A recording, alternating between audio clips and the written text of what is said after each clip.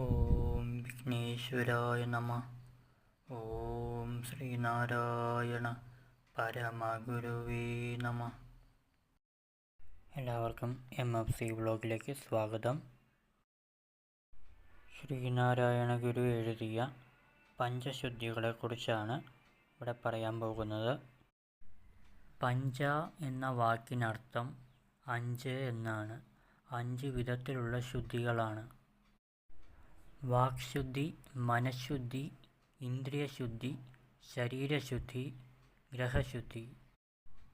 എല്ലാവർക്കും ഹിതവും മറ്റുള്ളവരെ വെറുപ്പിക്കാതിരിക്കുകയും ജപം, പ്രാർത്ഥന ഇവയും വാക്കുകൾ സ്ഫുടമായും മധുരമായും വ്യക്തമായും ഇരിക്കുന്നതാണ് വാക്ശുദ്ധിക്ക് നിദാനം.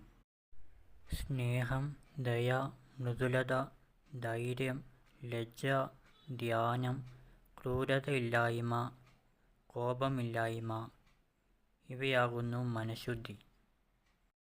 ഇഷ്ടമില്ലാത്ത കാര്യങ്ങളിൽ പ്രവർത്തിക്കാതിരിക്കുക, ഉപദ്രവിക്കാതിരിക്കുക, ലാളിക്കാതിരിക്കുക, യോഗ്യമല്ലാത്ത കാര്യങ്ങളിൽ അടുക്കാതിരിക്കുക ഇവ പഞ്ചേന്ദ്രിയങ്ങളെ ശുദ്ധിയാക്കുന്നു.